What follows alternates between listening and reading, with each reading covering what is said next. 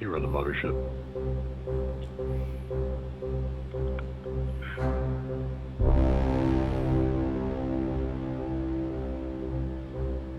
We have an unidentified flying object. I'm Jack Oswald, and you're listening. This is Mr. Hammond, and you're listening to... I'm Richard C. Hoagland, and you're listening to... I'm Art Bell, and you're listening to Dr. J Radio Live. We have an unidentified flying object.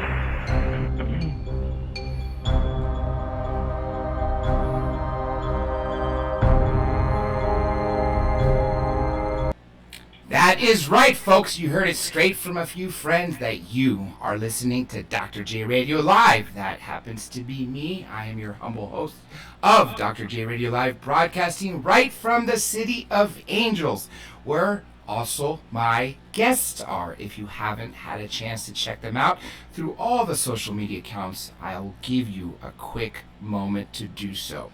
While I must also say that we are not just broadcasting coast to coast PM in the United States or North America, South America for that matter, we are truly an international show. Right off the bat, we do have my co-host who happens to be sitting in his studio live in London, where it is 3 a.m. Greenwich Mean Time, 10 p.m. Eastern Time, where my webmaster is, and where my two guests and myself, 7 p.m. Pacific Time. Now, today is a super special show for many reasons. First of all, these are incredible guests, always on top of their work, and they go above and beyond. And one thing I have to say before I even introduce them is the series that we're going to talk about, and this is just one piece of what we're going to talk about. I have never figured out after the sixth one, how can you make something better when you've already reached perfection? Yet these two gentlemen have seemed to have done it every single time. They outdo themselves, and I'm just scratching my head wondering, how can that be? Well, guess what? The newest one is out, 10. Now I'm going to spoil it for you. That is Watchers 10 DNA, and hands down the best out of the other 9. Not to say that the other 9 are not 10s or 11s out of 10. This you have to see. So I strongly suggest everybody out there go and get the new set that they have, which has literally all 10 discs. And I say, start with 10, then you can go back to 1, and then work your way to 9. And then watch 10 again.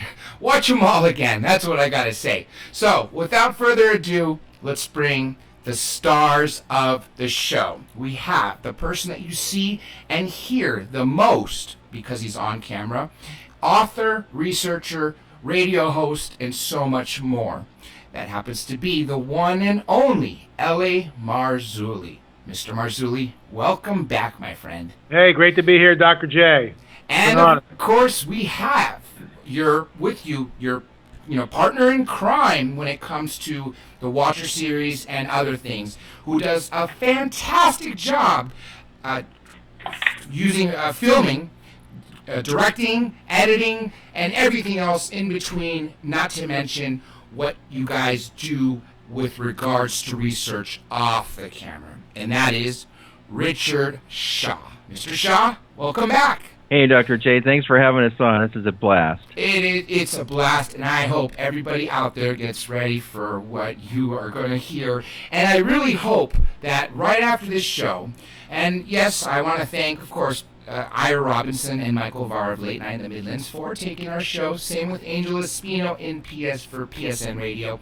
Not forget JCD Program Radio Network, where you'll also hear this show again and again and again. I hope everybody out there globally gets their hands on this copy of Watchers 10 and watches it, because it is that fantastic. So why don't you guys, I'm going to go ahead, start with LA, then go to Richard, and then we already got a caller, so I'll let you guys talk about Watchers 10 real quick.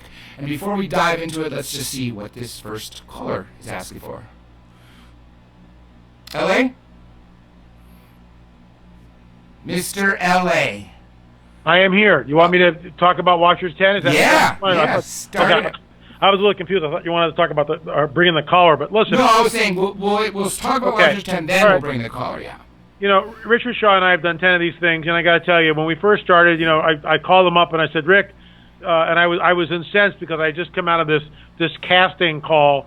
And I'm going, these people don't know anything about anything, and we got to make our own movie. We got to make our own series. And Richard goes, how much money do we have? We have no money. He goes, that's great. So he comes over, and that was really the nexus of the whole Watchers series. And that's like, what, 6 years ago, Rick? And it's just, we've never really looked back on a handshake. There's no contract.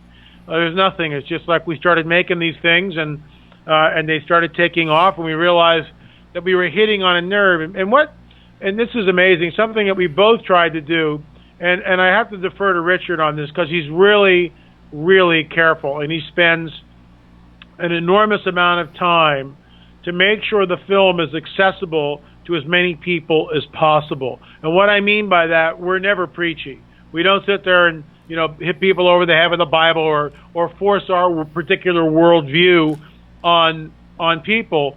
Now, you contrast that, let's say, to, with all due respect, Ancient Aliens, which tells us week after week, ancient astronaut theorists. Okay, right. That's their paradigm. They're entitled to it. We really don't really do that so much. I mean, people know who we are and what we're about, but we give people a platform to speak. And the other thing, when Richard edits, I mean, he's not like cherry picking things. He's not. Rick, you remember that? What was it? Robert Salas went with us. And the reason why he went with us is because we allowed him to view his interview. Robert Salas saw the UFO over Malmstrom Air Force Base. Yeah, he'd never gone on camera because no one would allow him to work the editing process. So we said, sure, we'll show it to you. And we interviewed him. And because Rick is so fair with the editing, it was no problem. He just signed off on it. That's in Watchers 7 or 8. He didn't ask me to do a single change. Not a single change. And let's also mention, when he was on the last time, he dropped a bombshell on me, because this is before he went on publicly at a Zero event, where he said that him and his wife Marilyn were taken from their homes by these extraterrestrials, extradimensionals, and that account was very chilling. What? Nonetheless, let's check out who's been sitting on hold. Area code 256. Welcome to the show. What's your name and city? Hello, 256. Okay, we're going back to our guests. Let's go back to 10. All right. So I was just going to say about Captain Solace. The first time I heard that story was because our departed friend Roger Lear, who we all knew. Yes, Dr. I was Roger Lear, the alien implant doctor. For those of you who have only emerged onto paying attention to this topic fairly recently, this man is legendary. For 20 plus years, that's what he was doing. Yeah, and he was a really good friend, but he had invited me to a meeting that Stephen Bassett was putting on. Stephen Bassett is a DC lobbyist for the disclosure movement, and Stephen is a no-nonsense guy, and he's dedicated his whole life to getting disclosure, and we're beginning to think that this may happen sooner than later. But I got to hear Captain Solace's entire story at this meeting, and again at a Zero meeting with Yvonne. But what was interesting is I went up and asked him some really some questions that offered more detail into the event that happened. And his wife watched the whole thing, but was paralyzed and couldn't move. Yeah. And she described the same thing. And this is the only time I've ever heard of an abduction story like this, where there were two people involved in it, and both of them saw the same stuff. So to me, that was pretty compelling. I'm glad you mentioned that, because a lot of people talk about being woken up and them having their spouses lying in bed right next to them where they can't wake up, and they're taken, returned, and boom, next day everything's hunky-dory except for that one person. But you're right, this is very unique in that case where you have two of them, and very credible, down-to-earth people. And that's what I love about Captain Solace. He never exaggerated about anything, and when it came time to speculate, he would be very careful on what he said, just to never take away from the truth. Oh, totally. Absolutely no nonsense with him. Now, let me, hold on a second. I see Johnny. Go ahead. I know you got a question. Go ahead, my friend. I wanted to know if they had any understanding, because I know that when you're on camera, it's very difficult to say your inner feelings and stuff, but you went to Dr. David Jacobs' home and you spent some time with him, and he told you exactly how he feels, how he's not very optimistic about the future. That's on camera. What does he say off camera to you guys? You know, how do you feel about what he says? L.A.? Well, I mean, Dr. Jacobs was a contact that I, let me put it this way. I first contacted him well over a decade ago now, and he actually did a written interview with me with a book called The Alien Interviews. And then later we turned that into further evidence, and he elaborated on that.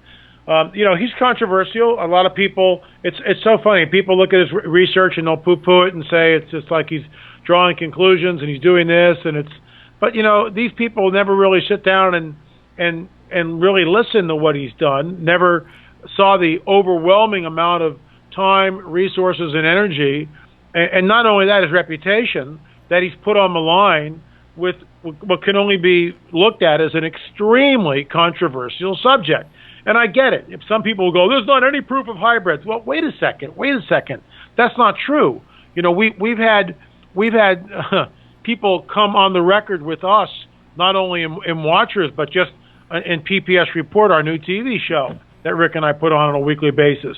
Black-eyed kids, that's a hybrid being. What we show in Watchers 10, this winged creature, that's some sort of a hybrid, according to Jaime Maussan. Look, nobody's got all the answers. But what we found about Dr. Jacobs in our dealings with him on and off camera, very forthright, very straight ahead. This is his life's work. This is what he's done. He's very concerned about the future because he thinks it's a replacement program by one species, i.e. ET, over the people of Earth. That's what he's holding to. And, he talks about, and I've read his latest book, the hybrids being integrated. And we've gotten reports, not a lot, but that have come across my desk of people that haven't had encounters in 2015, nothing in 2016 yet, but in 2015, with people that were extremely weird and bizarre. One woman saw this other woman, female, at a gym. Her anatomy was wrong when she was in the shower. Just listen to what and I interviewed her, and this was all written down and put into a report, which we mailed to our people that sign up for our news magazine, shameless plug. But the bottom line is she stripped down, took off her sweaty gym clothes, went in the shower, and then after the shower came over, toweled off, and then put on the same dirty gym clothes. Nobody does this. Things like that. But there were other oddities with her that were brought out. Let me say this real quick. Caller 256, can you mute out unless you have a question? Caller 256, are you hearing? Okay, I'm going to have to hang up on that caller at this point. Please continue, L.A. Yeah, I'll just tell you one of the more chilling ones. And this story was told to me by a guy that I know really well. I've spoken at his venue before. His name is Mike. He's out on a Saturday morning walking through this park, and he's thinking about people and, basically praying for them. Just a lot of brokenness, people having problems, and he's just praying. That's what the guy does. He's a pastor, okay? Mm-hmm. So in the distance, he sees this woman coming towards him. Very athletic, tall, 6'2", 6'3", very tall, striking whitish, blondish hair pulled back in a ponytail. Very athletic. Well, female basketball player, female golfer. A skier. Who knows, right? But he's taken, for some reason, he's uneasy and he's not sure why. And so as the woman approaches, they make eye contact. She has striking, pale blue eyes. As she gets closer, about 8 to 10 feet away, remember, she's running, the eyes suddenly shift to black. At this point, he realizes he's not in Kansas anymore.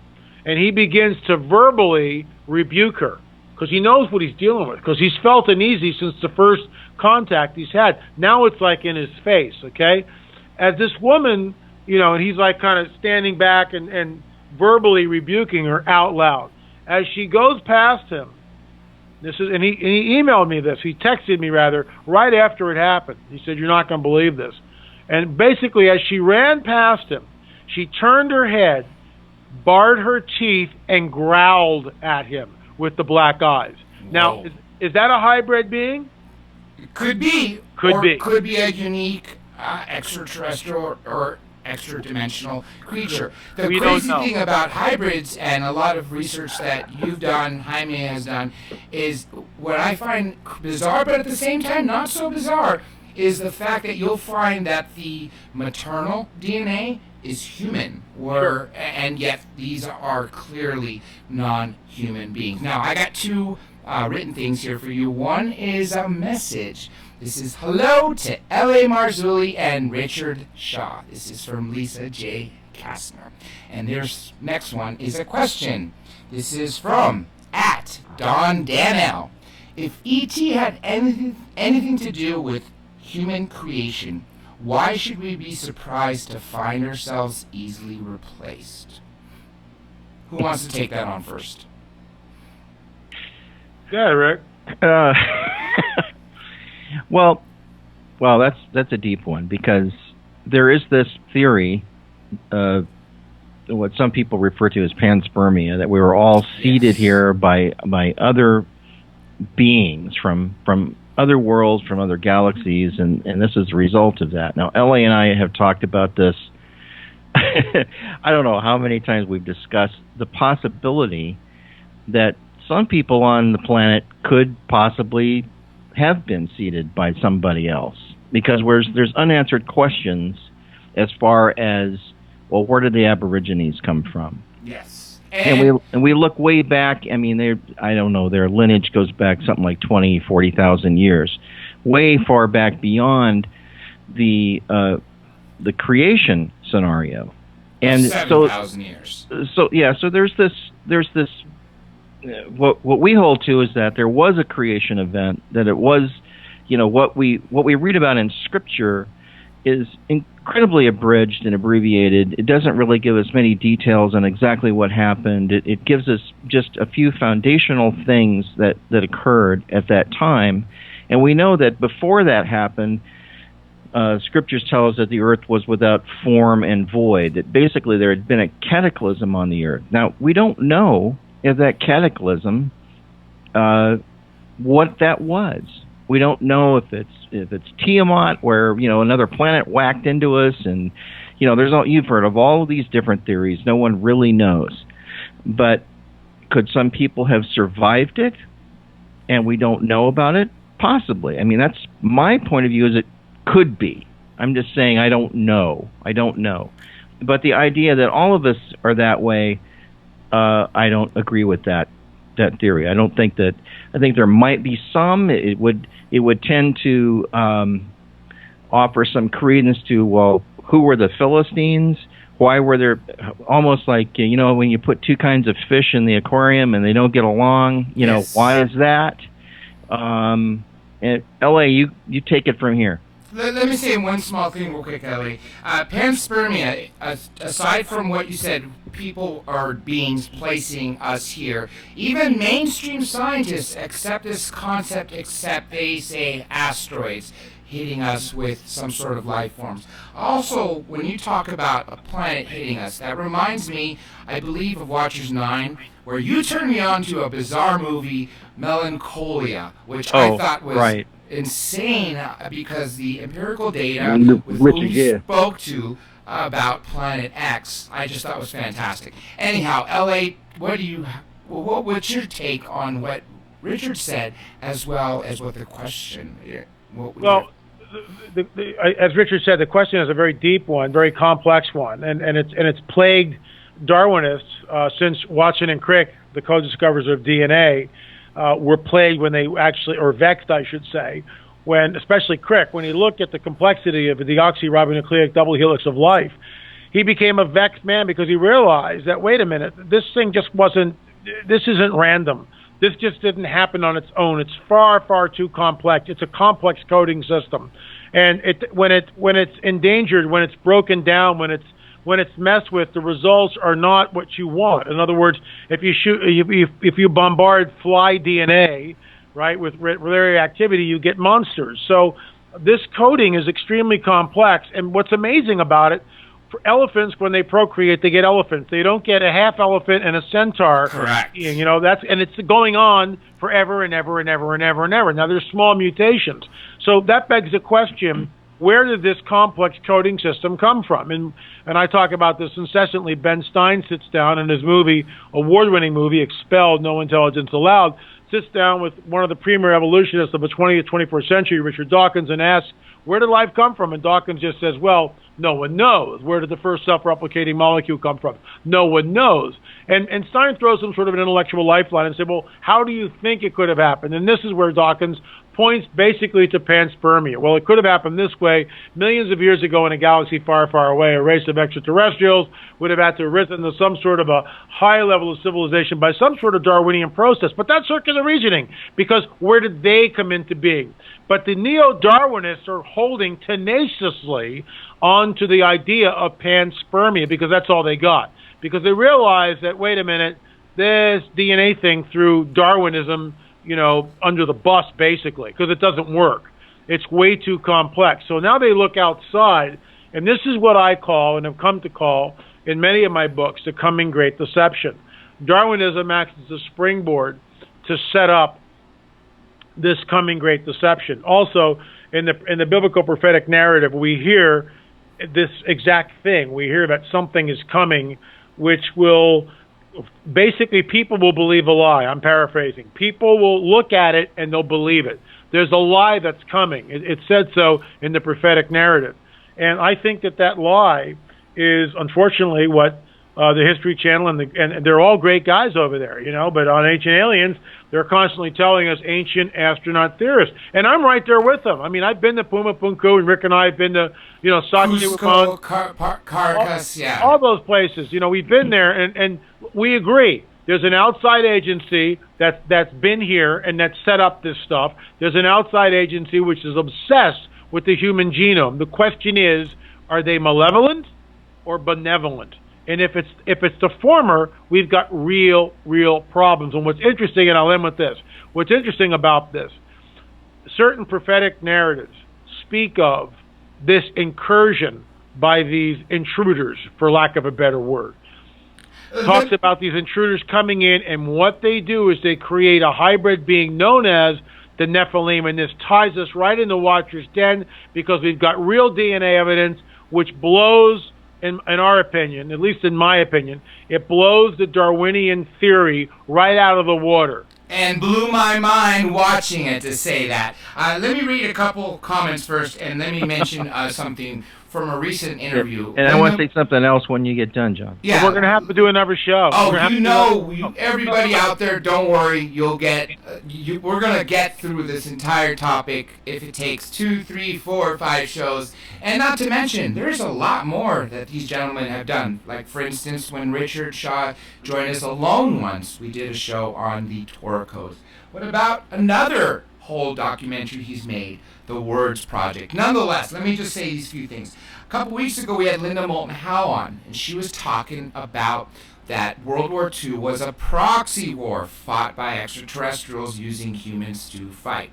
The other thing which she said was that there are warring factions right now in the skies of who's going to take control of us. Now, let me read you just a couple comments, and then I'm going to go to Richard. One of them is actually a question. The same person who asked that question for you says, by the way, Watchers is a great series. I absolutely second that motion. You. And thank you, sir, out there, for saying that. I'm sure absolutely these gentlemen are appreciated. Thank you very much. Now, Lisa has another comment here. It says, this is in quotes, in the beginning is better translated as in a beginning, and that's end quote, given the Nephilim in Genesis 6.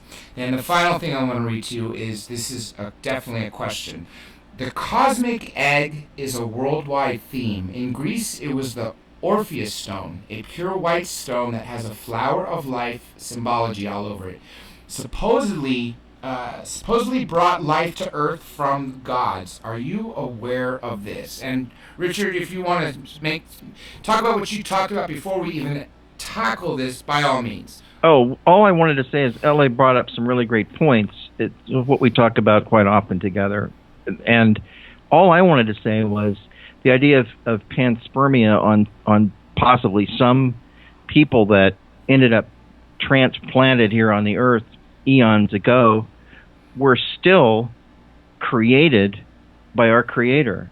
They didn't just form out of some kind of primordial goo on some other planet. I mean, there's too much design involved. So one thing that was really interesting, you might remember way back in Watchers 4, we introduced a guy named Howard Storm who had a near-death experience. And it was a really profound experience in which he remembered a whole lot of stuff. And at dinner one night I asked him, I said, I don't know if anyone's ever asked you this, Howard, but what about ETs and UFOs and all that? When you were in the heavenlies, did you ask any questions about that? And he said, yes, I did. And I said, what was the answer? He said, I was shown a parade of images. And he went to describing them. He said they were like humanoid at first, and then it was almost like Mr. Spock kind of pointy-eared people, and then it got clear down into where it looked like aquatic life and all sorts of stuff. And he said it just got so weird, he said, that I asked him to stop. So God is up there making all sorts of stuff that we've never seen before. Some of it we may start seeing. I think we're in a period here where we're going to see incredible things that are what people would refer to as being supernatural, because they don't know what else to call it. And people that haven't studied this at all are going to be shocked and have no idea what's happening. I really think it's going to happen. That according to mainstream scientists, we barely scratched the surface as far as species here on Earth. They say that we've gone through approximately 10% of them.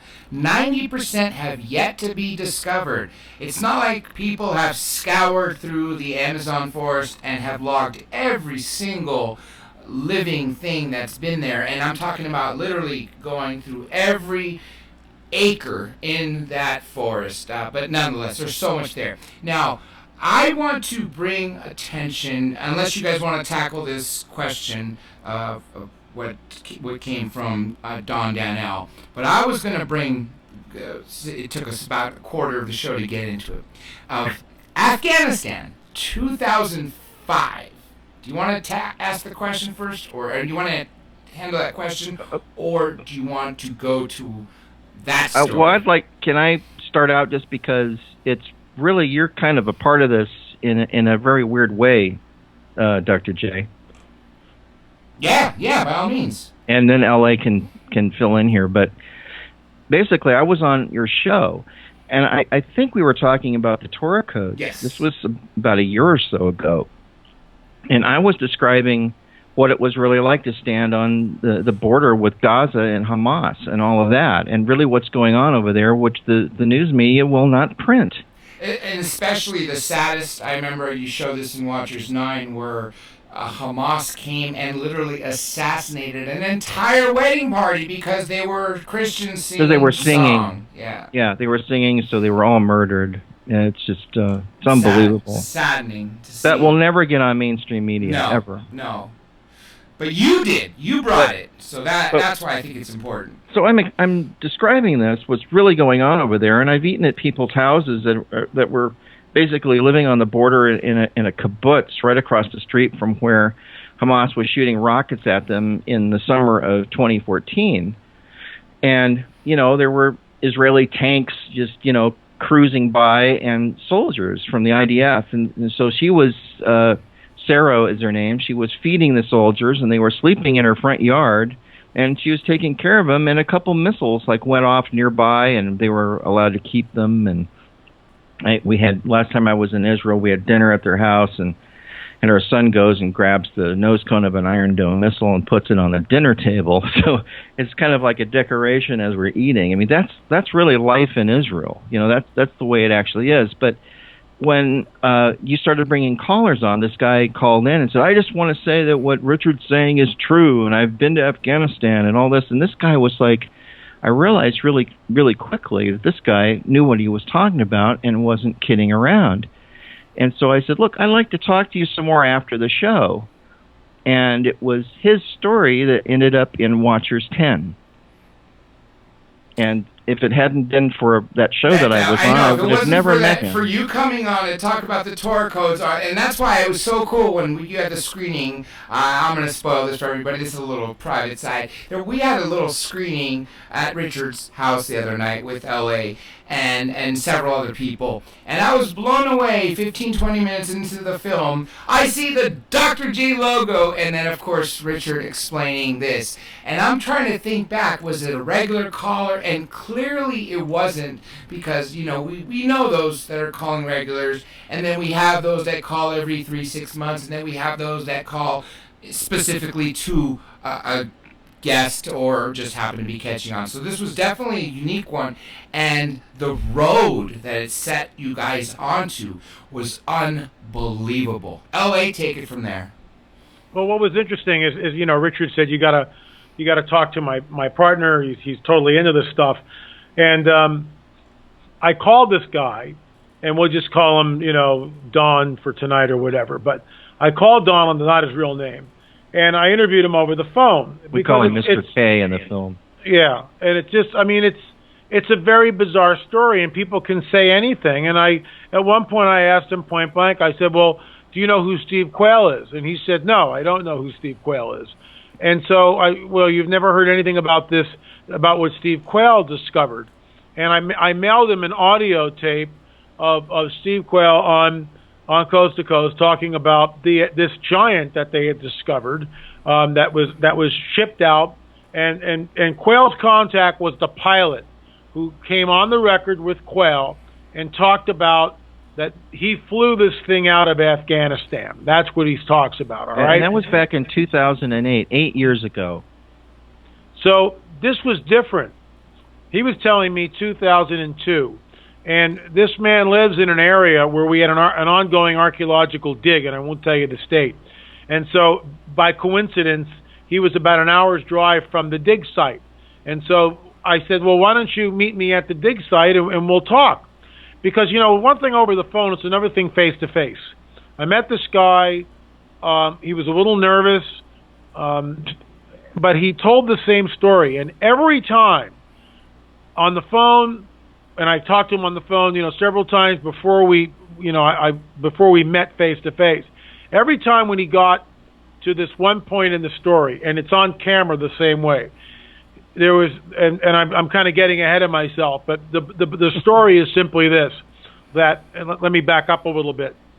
There's a platoon that goes missing, a patrol that goes missing. They're out looking for high-value targets in the mountains of Afghanistan, 2002. They go missing. They don't report back in.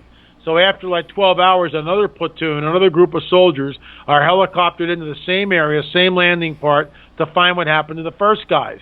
They're walking in very rugged terrain, very mountainous. They come down this like goat trail, which turns to the left, and they see that there's a mouth of a cave. And as they're doing that, the ground is littered with what our friend Dan thinks is bones, and he sees a piece of communications. And at this point, he's thinking like, wild animal, what's going on? What comes out of the cave is a 12 to 15 foot giant with red hair, and he's got this lance, a pike, with him, and everybody's just stunned. Who wouldn't be? The training, doesn't. You're trained. You're told monsters don't exist, and then all of a sudden, it's right there. And this dude is really huge, like 2 or 3 times the size of a normal person. And when you got to understand something, when you go up a foot, I got a picture of myself standing next to a 7-footer. I'm a quarter inch under 6 feet, and next to me is a 7-foot former basketball player. I look like a midget next to this guy, and I'm not exaggerating. I show it at conferences because people have no idea. You double that, let's be conservative. I know.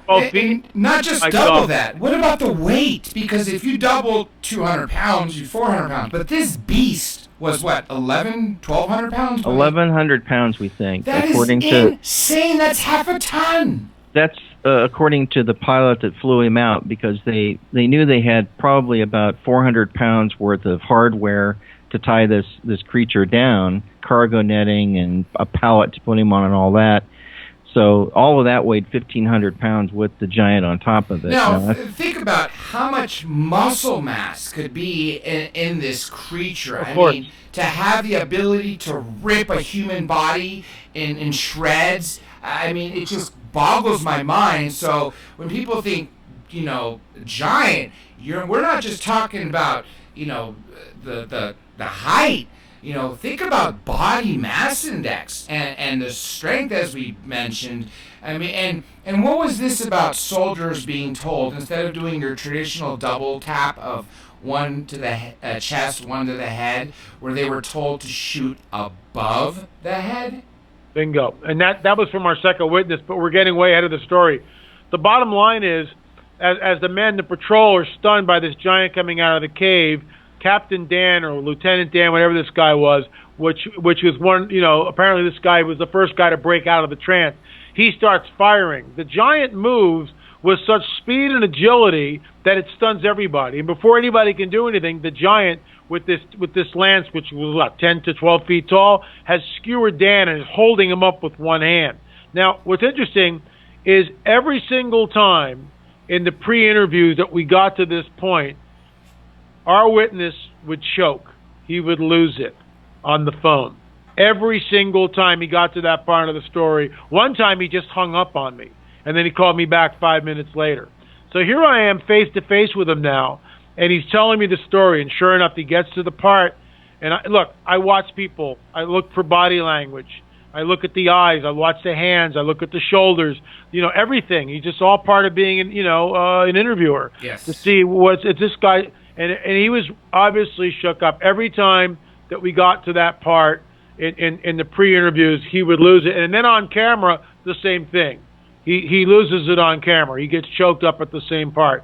What people don't understand is this thing was real. And at this point, Dan, Captain Dan is on the pike. I mean, he's been impaled. And someone says, shoot him in the face, shoot him in the face. And they all start firing at this guy with advanced weaponry, 308s, 47s, the whole deal, a 50 cal. I mean, they're just opening fire on this thing, and they kill it. And later on, as they're waiting to get medevac out of there, which turns into a non-medevac because Dan passed away, he died, they come to their senses. He describes the stench as being as powerful as a skunk, but not a skunk, something totally different. And what was interesting is I was at a conference, and this is where our second witness comes in, who was also ex-military, who also served in Afghanistan 3 years later. In the Kandahar province is where this giant came from. And I said, did you ever hear any rumors about a giant in Kandahar? And he just looked at me and he said, is this on the record or off the record? I said, well, will you come on the record? He said, I will, but anonymously. I said, okay, what do you got? And he said, everyone knew about the giant at Kandahar. Everyone talked about it, but you weren't supposed to talk about it. That some giant had been killed in a cave a couple of years earlier. I mean, people knew about it. So now we got two witnesses, which is basically vetting Steve Quayle's story. You called me from a conference telling me you had met this guy randomly that had this experience, and I said, can we interview him? Because then we had like two military guys supporting of the same story. And I mean, and that's all in Watchers 10. There's also some behind-the-scenes stuff in the book Nephilim Hybrid, but it all just overlaps and dovetails together. And what's important about this is it raises more questions than it answers. For instance, this thing had 6 fingers and 6 toes. It had flaming red hair. By all accounts, and even George Norrie states it live on a Skype interview, which is in Watchers 10, that interview with George. And thank you, George, for coming on the record with us. But George Norrie states, L.A., it sounds just like the biblical Nephilim. And I concur and say, yeah, that's why we're so interested in it. 6 fingers, 6 toes, red hair, 12 feet tall. And we know that, like Ishbi-Benob or Goliath, these giants that we hear about in the biblical narrative were 10, 12 feet tall. Heck, I discovered a 9-footer out in Catalina, which we show in Watchers 10. We show how the photograph has been redacted at the museum. Yeah, that's actually a great story, if you don't mind talking to just about that, because when you see the actual photograph and then the current photograph, which is literally cutting off right below from where the gentlemen are digging, and then shows nothing of the actual discovery. I was blown away at how blatantly they went to redact this. We walked into the museum together, and we're looking around, and we're looking at the Glidden display that they had there. And then we look up to the left and way up high, and there's this picture that LA had found in their vaults with the giant cropped off the bottom. And I said, LA, I can't believe they did this. Why? And actually, the idea that picture had been doctored like that really made me feel creepy. Like, there is definitely, in the work that we've done together, there seems to be a global cover-up of really anything truthful about anything concerning the giants. I mean, it just we hear such nonsense about it, and then when you actually do your research and discover something, it's immediately buried, it's immediately obfuscated, so people can't see it. It's interesting because this is John in London. I was doing some research on giants, and I noticed that quite recently they found giants and big Buddha statues right down in the Grand Canyon of all places. And my understanding is that somewhere in North America there was a big cave, and they've got all these giants together, these redhead giants as they described them then, and they burnt them inside a cave. And it seems to have been a witch hunt, not just in America, but all over the world, of these Nephilims, of these giants. I know LA talks about it in the Bible as Nephilium. But what's clear to me is that even my understanding as well was that Wesley Clark, the general, his son, made a video regarding what was called Vimanas, and one that was being found out in a cave in Afghanistan. I wondered if your guy that was talking to you there about the giant case, whether they mentioned the Vimanas as well, LA. Well, what you're kind of mixing a bunch of stuff together. Where you're talking about the cave in the America where the giants, the red-haired giants, went in. I actually cover that. We don't cover it in the film, but it's in the book. The two are together. And by the way, there's the special offer on your site. That's right. You get them both with a bunch of bonuses. You get Watchers 10 Nephilim hybrids, all for basically $39.99. But you also get a free CD called Communion, some great music, a 1-year PPS subscription, and Richard and I both write for that, as well as other really cool offers. There's some great articles. It comes in as a PDF file in your inbox, so you know, and it's just, I mean, that's free. For everybody out there to know, PPS is politics, prophecy, supernatural. Right, and then you get our Watchers 3 for free. But here's the deal: in the Nephilim Hybrids book, and by the way, you can go to your site. It's right up there. But Dr. J special, $39.99. You can avail yourself of this, what we think is groundbreaking information, and we haven't even touched on the DNA evidence, for crying out loud. But here's the deal: the Paiutes, which are a Native American indigenous tribe, have a legend of tall, very tall, red-haired, six-fingered cannibalistic giants that roam the earth, that would steal their women, that would eat them and eat their children and all this. And so they finally warred against them. I've been to the cave. It's called the Lovelock Cave. I've been to the cave. The cave is sealed off. It's just the entrance there.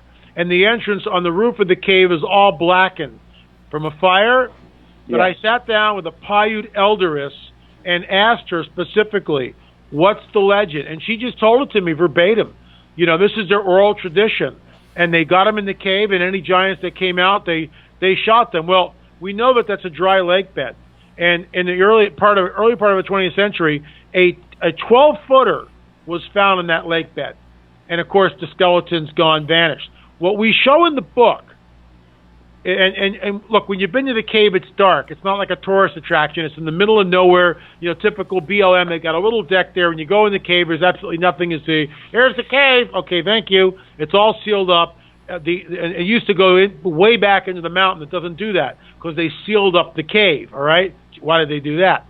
So on one part of the cave, in order to get there, you'd have to get off the deck, walk around, and you'd really have to be like, there's no light. So you'd have to bring a flashlight. Someone found a 5-fingered handprint, a huge blackened 5-fingered handprint. So one finger less than these other giants. Well, but it's huge.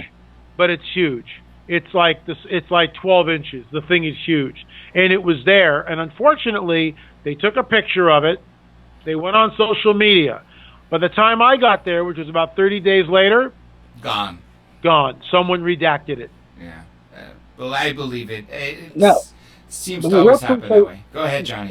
What's also interesting, sorry to overjudge you there, Dr. J, overtalk you. Well, LA, you're religious and a spiritual man. You speak to a lot of spiritual people. And one thing that I'm not sort of condoning it, but I think there's a passage in the Quran where they talk about this white, pink, redhead monster, a sort of hybrid, a half human, half beast, i.e. Nephilim, that's locked up, and it's telling this story, and it's literally the Dajjal, or what the Asians call the Antichrist.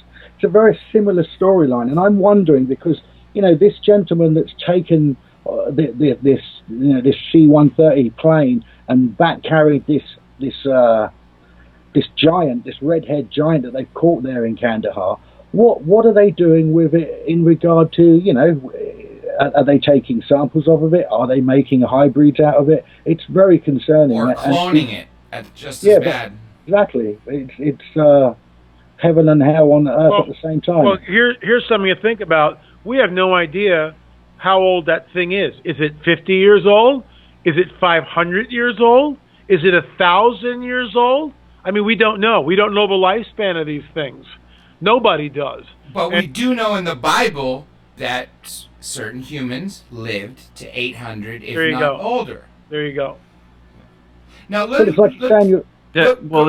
other aspect is, how long ago were some of these giants actually walking around on the Earth? And in Watchers 10, we have carbon-14 data of the actual age of when these beings died.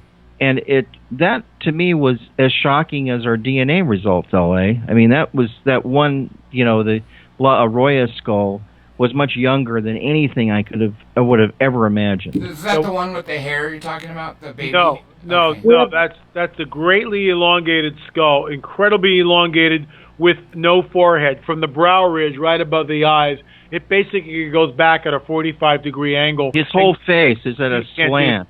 Yeah, you just can't do that. There's a very famous photograph. Obviously we always hear about Robert Wadlow, the tallest Westerner, in these nice suits and stuff. But there's a very famous picture of what looks like a Japanese sumo wrestler, and he's standing up in the village, and he's about to walk down a high road. Right. And it's a very distinctive picture. Now, are we talking their giants, or are we just talking deformities of someone who ate too many greens? That's CGI. That's all CGI. I remember that, Rick. I sent that to you. The guy's like in a sumo wrestler thing, and he's probably a 12 to 15 footer. Yeah. It's CGI. Yeah. Computer generated image. No. Let me ask you this. You mentioned Richard, the carbon-14 dating, which you found just as astonishing as the DNA evidence. I want to hear about the DNA results, because that, is smoking gun for many, many people. So I'd love to hear what you guys have to say about that, and what you had to say, Richard, about the dating. Sure. Well, L.A. was introduced to a guy that all of a sudden we have a lot of echo on the line. It wasn't. I think it's coming from L.A. Can you wear headphones by any chance, L.A.? Because I think what's happening is... Oh, there. It went away suddenly. Okay. L.A. had a person that wanted to help with the finances of actually doing the DNA testing, and it's not cheap. It's very expensive. This is why some of the results that we've gotten have been very expensive and taken several years to accomplish. I mean, the original process of this started when we went to Peru and wanted to find out more about who these beings were, where their origins were, how old were they when they died, how many years ago was it that they've been here. And we had heard numbers were being thrown about that to me didn't make sense. Oh, this has to be 3,000 years old. And there were like huge numbers being spouted, but there was no evidence. There was nothing to give us any actual scientific evidence of what really was going on there. So over the past 3 years, we've involved archaeologists, we've involved geneticists, we have 3 DNA labs working on this process, and we finally were able to, I bumped into this guy at a conference in Arizona, and I'm backstage getting ready to show Watchers 8. This is about that time when we were doing that film.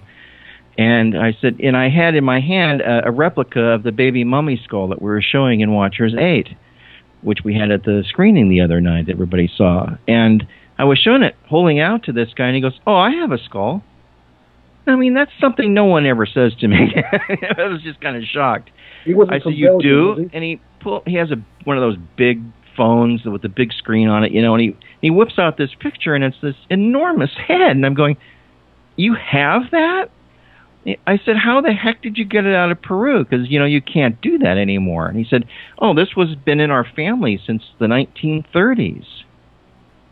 When no one cared if you took a skull out of Peru." And I said, "Really?" And I said, "You know how hard it's been for LA and I trying to just get genetic samples of bone tissue out of Peru. I mean, it's red tape a go-go. You can't do anything without, for any scientific purpose." And I don't know, we've been told that it could be that they didn't want the elongated head people to be associated with some kind of alien uprising or something like that, so we just had one thing after another. Now, they don't seem to mind taking hair samples out of the country. You can get some hair from a mummy, and they don't seem to care about that, which we have done. But actual bone samples is much more difficult. So I said, "Well, would you mind if we took some DNA samples from this skull?" I said, "This is something we've been trying to do and have been prevented from." And he said, "Yeah, no problem." So the guy lives in a little remote place in Oregon. LA and I fly up there, and we meet Mondo Gonzalez, who's a archaeologist with a master's degree. And we all converge at this little building, and he brings out his grandfather's collection of skeletal remains. One of them was an actual human, which was really cool, because then we had an actual human skull we could compare with on camera with this skull from Peru. And we found out that this skeleton, this head that was massive, was from a city called La Arroyo. And when you look that up, there's a Time magazine website that says La Arroyo is one of the most polluted areas in the world, and it's because there's been mining going on there since the 20s, and there's lead and all other kinds of pollutants in the ground. But this skull was unearthed probably within the first stages of that mining town being done, before they had all the equipment that polluted the place. And apparently the skull was in a museum somewhere, because it has museum markings on its forehead. This is typically what they do in Peru, like that big giant skull, which you've probably seen, Dr. J, at the Ica Museum. Yes. It's probably the biggest skull in existence that I know of. They call it the Songo skull. It has the markings on the forehead, the same kind of deal. LA's book, the newest one, Nephilim Hybrids, has fantastic photographs of many skulls. What we're going to talk when we get back from break in a few minutes, the fairies, which I'm already spitting that out there, but you guys will be blown away to see a lot of these very, very vivid photographs. My personal contention, after going through this book and watching Watchers 10, I think I'd have to say for everybody out there, they go hand in hand.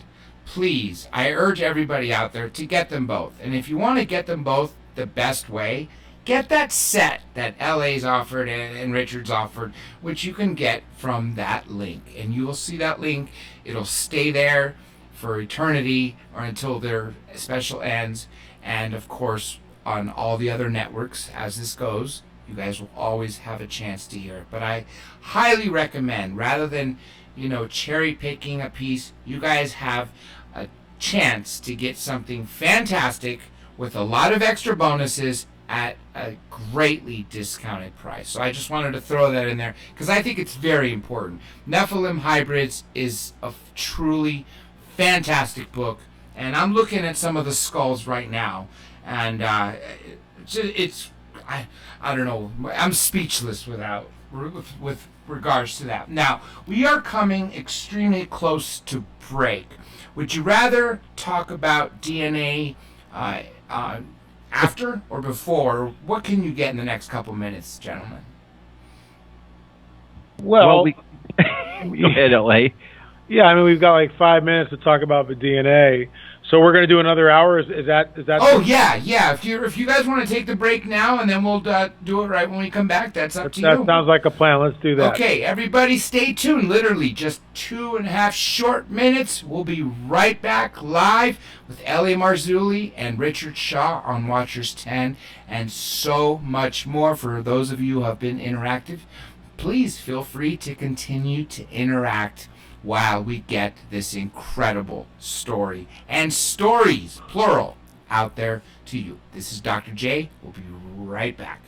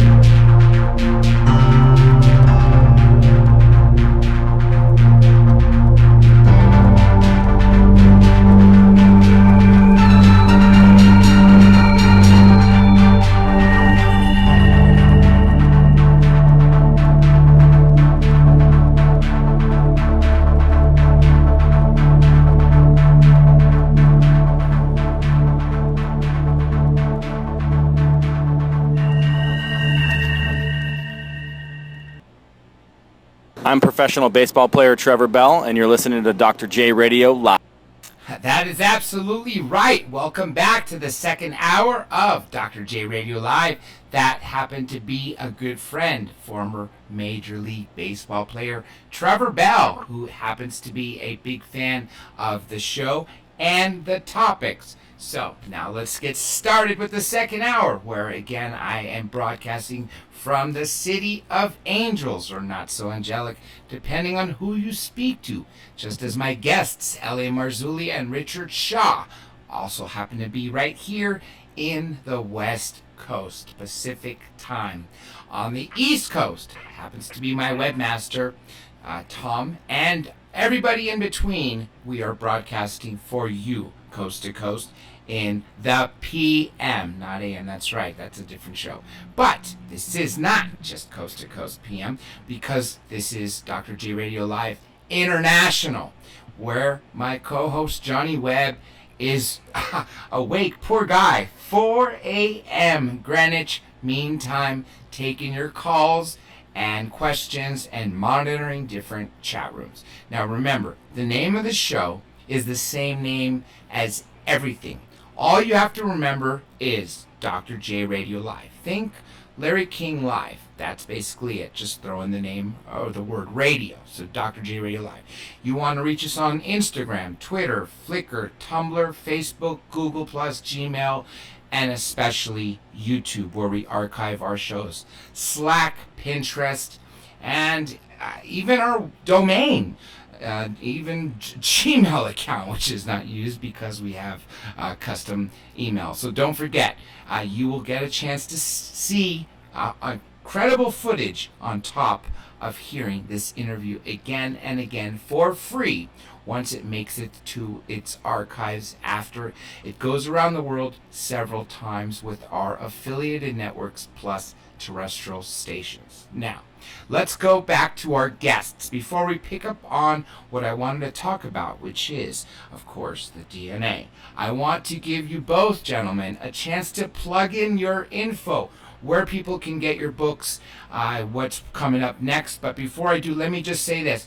Every guest who has ever appeared on our show, we have a new tab, Books and Videos. You can click on that and it'll take you directly to their website or Amazon page to buy them. But in this particular case, look for that special logo, special tab, which is literally just to the left side of the main homepage. And I'm going to let LA talk about that as well as everything else, websites and upcoming stuff before I turn it over to Richard. Go ahead, LA. Great. You know, we are doing a special with our affiliates, and, you know, we call it the Dr. J special. So when you click on that, you get Watchers 10 DNA, Nephilim hybrids, all for basically $39.99. But then you get 3 bonuses: a community CD, a 1-year subscription to Politics, Prophecy, and the Supernatural, which is our e-magazine. That's a $24 bonus. The CD is a $10 bonus. Then you get Watchers 3, Fingerprints of the Supernatural, another $20. So really, if you were to buy all that stuff separate, it'd be $93. And what's great about buying from Dr. J, that's why, you know, you click on that special. Those bonuses are only available to those people that click on that banner on Dr. J's webpage. That's it. We're not offering those bonuses. And then, of course, Dr. J gets a cut of the profit. So you're helping him out, you're helping us out, and you're educating yourself. This is real cutting-edge stuff, folks. We're not making it up. It's real cutting-edge stuff. It took almost a year to, you know, get all this information. Some of it has been taking 3 years, specifically the DNA. And Richard and I, it's just the two of us. There is no crew. There's not, you know, like 30 people working for us. There's no great big budget. It's just the two of us. And because of Richard's brilliance when it comes to editing and camera shooting, we do these things on a shoestring. It's guerrilla filmmaking at its best. But the quality of the film, the production value is way up there. And it looks, in my opinion, as good as pretty much anything that you see on the tube. Agreed. Absolutely agreed. And let's talk about, before I give it over to Richard, what's coming up for the future. I know there's going to be a Watchers 11 and probably 12, and you host weekly a radio show, and you write for the magazine. What was it? Politics, Prophecy. Politics, Prophecy, and the Supernatural. But the new TV show is ppsreport.com. Politics, Prophecy, and the Supernatural Report. And you can go to our YouTube channel, L.A. Marzulli, and check it out there, or ppsreport.com, ppsreport.com. We've got, I think, 15 shows now and growing. We're really proud of it. And, again, the production value is way up on these things. It's not your typical YouTube thing. It's a definite half-hour TV show with great production value, fascinating guests, and really vital information. And I love the fact that you guys are putting it on YouTube because of the fact that you have such a professional quality when it comes to creating and presenting films with such incredible data. And going back to something you guys said at the very beginning of the show, you lay out all the facts for people to connect the dots. Rather than, like you said, thumping them over the head with the Bible, you're saying, look, here's several soldiers talking about a giant. Here's another account of this giant being taken away. Here's a multitude of skulls found across this earth, multitude of skeletons that are dug up that are minimum 9 feet tall, if not, even bigger. And that's what I love about the Watcher series. You just lay it out there, so it's so irrefutable that even if this was taken to a court of law, using the criminal standard, which is a far, far harder to establish than a civil standard, which in civil cases, all you need is preponderance of the evidence, meaning you need 51% vote, just a tipping of the scales, where, as you know, in criminal cases, you need beyond a reasonable doubt, which means all 12 jurors have to come to one conclusion. I think the amount of information that you put up there would be something that would win in the higher standard of beyond a reasonable doubt, because there's just so much there. Anyhow, with that being said, Richard, let's talk about you for a second, buddy. Well, thanks. I mean, it's I really appreciate all the comments you guys have made. I mean, I always kind of feel privileged to be working on Watchers. I really do, because it's such interesting stuff, and it's so unusual, and it's weirdly prophetic in its origin. And I guess one of the goals that I have is that I would like to get people to take the religious viewpoint out of the scriptures. Now, what I mean is that people would say, "Oh my gosh, what's he saying?" But there's so much dogma that people have been taught throughout their lives that may not even be correct. It's time we have to reevaluate everything we've been reading in the Bible and look at it totally with fresh eyes again. It's like, what is this really saying? If we were trying to look at it through scientific means and try to understand what's being explained here in incredibly old English, what are they talking about? And more often than not, if you evaluate it like that, all of these things kind of just become clear. It's like, oh, he's talking about a spaceship, or he's talking about a giant, or this is the giants came back after the flood. Oh, okay, we've got Goliath, we've got these other guys that appear, but there's nothing in there that says that they ever left.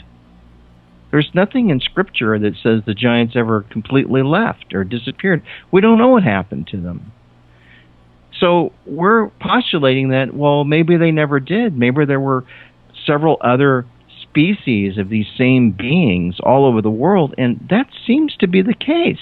In what we've discovered in Peru and in other places, like when LA went to look at in the island of Catalina and looked through all of their vault and was finding this material, there were giants on the island of Catalina, and they're always in the North American continents. They were always associated with the tribal Indians that were here at the time, and we're fighting them off. And this gets to the whole thing that really freaked me out on the Arroyo skull that we were able to carbon date. Came out that this skull was only 850 years old. That's boggling. Now that's huge. It is. It's just, and the range of them is what's crazy. But to me, it wasn't like 10,000 years ago or 3,000. Recent, yeah. It's like recent history. And what happened to our history? Right? Why has this been removed from our history books? Why does nobody know about this? And if you listen to what the Indians are saying, L.A. introduced me to Chief Joseph Riverwind, yes. and they're all of their oral tradition talks about fighting off giants about 1,000 years ago. Well, that puts this skull that we tested clearly in that particular time frame. It's true. It does, and that's what's bizarre. I'm going to say this one comment because we do have a caller that's been on hold, and I know he's got to ask you something. The point being is, well, Richard, if you remember, Ellie, you might have left by this point. I seem to gather the facts that this was well known, accepted all across the world. You know, the supernatural, the elves, the dwarves, the fairies, the giants, Nephilim, demons, daemons, whatever way you spelled them, angels. They were all around. But it seems that once we hit our industrial age, that this was swept under the rug. But with that being said, before we continue on this, let's go ahead and bring on our caller who's been on for 11 minutes. Sorry to make you wait. Area code 951. Welcome to the show. What's your name and where are you calling from? Hey, Dr. J. It's SoCal Dan, man. Dan the man. Welcome back, my buddy. Hey, thank you, buddy. Hey, I'm a real big fan of the Watcher series, guys. You've done really good work. I'm so jealous, though. I've written a book because of a discovery I've made, and it led into Catalina. By the way, I thought I'd add my 2 cents in there. Ralph Glidden, back in the 1920s, dug up 3,700 giant skeletons out of Catalina, and before that, there were elongated skulls that were painted red that were dug up out of Catalina and Santa Rosa. And then, on top of that, guys, every place that I researched in California that starts with a San or a Santa has had these giants or giant skeletons dug up at some time. Which is all over, as you It's all over. know, There's no telling what the Catholic Church is hiding. Now, what do you guys have to say? L.A. Richard, whoever wants to go first. Well, I mean, the whole thing with Ralph Glidden, who was a quote, primitive archaeologist, and, you know, they paint him now as little more than a grave robber. I get that. But he was employed at one point by the High Museum from 1919 to 1921. The High was later gobbled up by the Smithsonian. Interestingly enough, he crated up a lot of the artifacts and put them on a boat, which allegedly sunk in the channel because of a storm. We don't know the veracity of that particular report. Many of the photographs are redacted. The Glidden's files went missing for decades, and John Boragina, the former curator of the museum, discovered them in the Wrigley Theater building up in the attic. And when I got there, which took 8 months of finagling and haggling to get there, and $1,000 contribution of a new museum, everything was sanitized. It was a sanitized collection. In other words, I'm not looking in a trunk with a bunch of stuff in it. No. Everything was in museum boxes.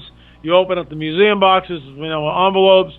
There's pictures. The pictures are encased in plastic. I mean, everything has been looked at. It's labeled. But I'm in there, and I'm looking for things that most researchers aren't looking for. I'm looking for elongated skulls. I'm looking for six fingers. I'm looking for giants. I found all three. Within a matter of 2 hours, I had pictures that's in On Betrayal of a Nephilim Volume 2.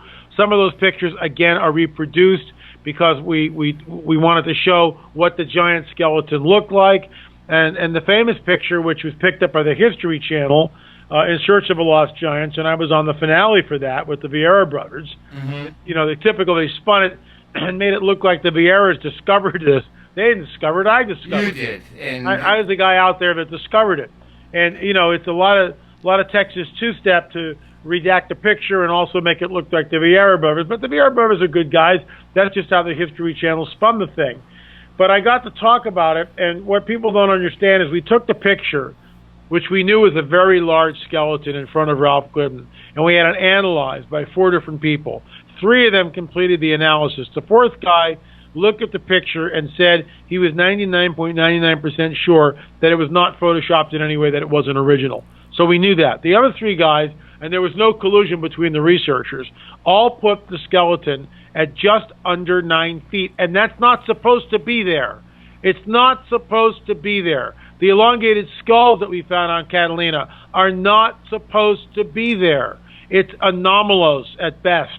And all this is swept under the rug, and Richard talked about it earlier. When we finally get to Catalina, we walk in, there's the picture, but they've cropped the giant out. And interestingly enough, John Boragina was fired from that job.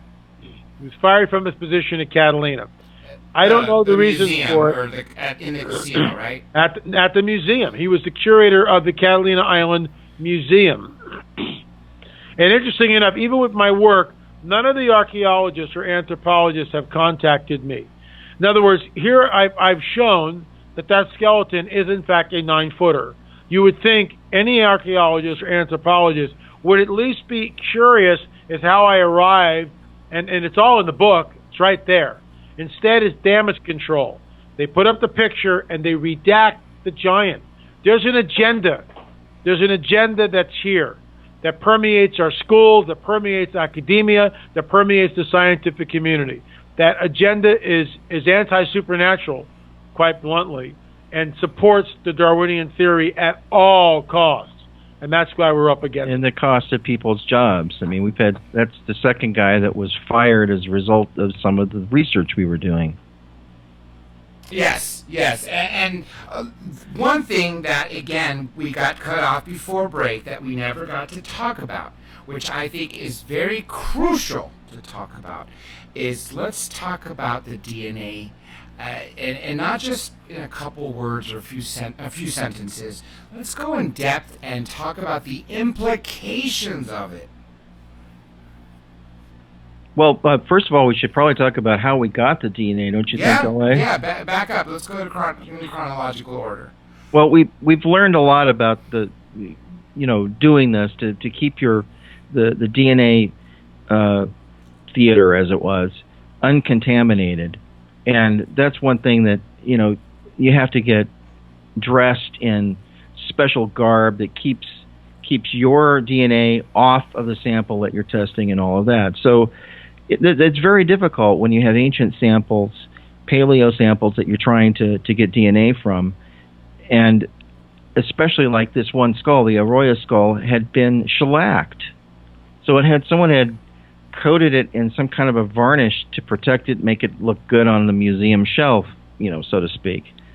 So what we had to do was L.A. and Mondo, the archaeologist, all dressed up and with special gloves, Dremel tool with a conical boring bit, and make a starter hole in the bottom near the foramen magnum area of the skull, and drill into a thick part of the bone, and then blow that out with compressed air to get the varnish off of the sample, and then go in deeper until we actually got powder out of the skull. And getting that kind of powder was the best way for us to get really pure DNA bone tissue. And then we also took samples from other places of it, but we learned later that some of the bones that are like around the edge where the skull had a large break in the back, and we took some bone material from that, but that had been exposed to oxygen longer, and so there wasn't really anything that was gleaned from those samples. So we realized that the best two areas to get really good DNA is either from a tooth or from this powder that's inside the skull that oxygen hasn't really hit it, and it's been basically sealed. And actually, in talking to Renee Frappiero in the lab in Canada that was doing, one of the labs is doing DNA testing for us, and also her husband, Stephen, they were saying that, well, actually, the shellacking of the skull might have actually protected the DNA that was inside to some extent to keep it intact. So the DNA for that skull, I'll let L.A. tell you what it ended up being, but it was shocking. L.A.? Well, we got to remember this, that the reason why it's shocking, and the reason why this is going to, and frankly, guys, you're the first show that we've even talked about any of this stuff. We've got shows now are starting to line up, and the word's going to get out. And but this is the first time we've really talked about it. In some ways, you're getting an exclusive, which is pretty cool. Before I spill the beans, that you got to understand something, that if you're a biologist or you're going to be, you're studying to be a doctor or in the scientific community, you learn about Darwinism, and that is sacrosanct in both academia and the scientific community. that's the paradigm that you embrace. That's the paradigm that you hold to, period. That's it. And within the Darwinian paradigm comes a section of Darwinism, how the Earth was populated, and specifically the New World, the Americas. According to Darwinists, at the end of the last ice age, the Bering Strait, which is what we have now, there was a land bridge called the Beringian Land Bridge, the Bering Strait, the Beringian Land Bridge. And so thousands of years ago, people came over the Bering Strait on dry land, basically from Asia, and populated the New World. Now that's their theory. And so, I mean, I have an archaeological book that completely poo-poos the notion that anyone from the old world would have built boats and sailed over here. But guess what? And I talk about this in my book, On the Trail of the Nephilim, Volume 2. Thor Heyerdahl proved that it could be done. In fact, in his best-selling book, groundbreaking book, Ra, he takes what the Egyptians would have had, a papyrus boat with not a canvas sail, but a cotton sail on that, and he sails out of the Nile into the Mediterranean and winds up crossing the Atlantic and winds up without a compass, without doing anything, just following the trade winds. He lands in Barbados, which is near Cuba. Yes. Okay, right on Barbados. Now that's proof that it can be done.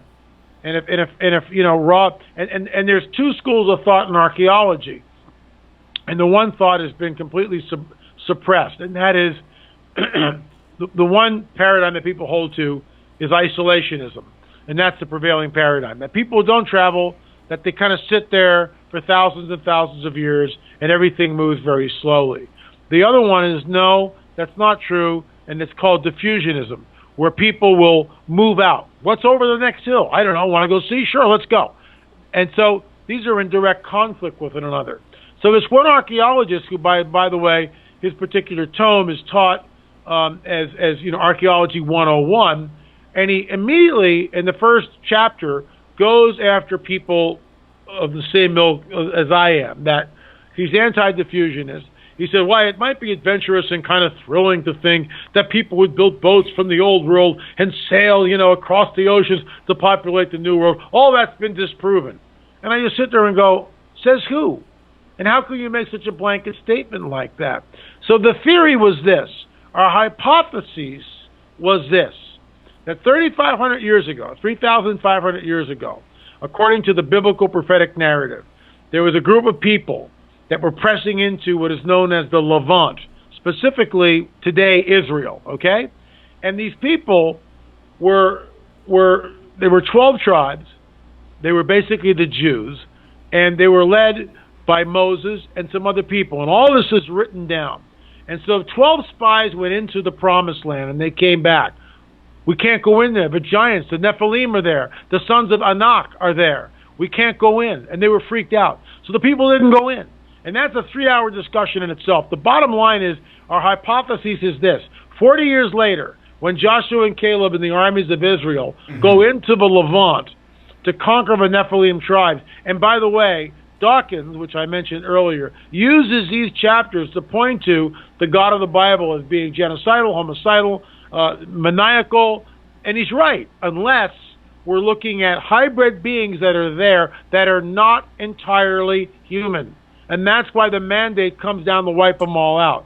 So as Joshua and Caleb go in, and we know that they went in because we have got the biblical narrative that tells us they did, we believe, our hypothesis is this, that these giants, these Nephilim tribes, and there were many of them, the Rephaim, the Nephilim, the Zanzum, and the Emims, all fled the area. There was a diaspora of giants. They fled.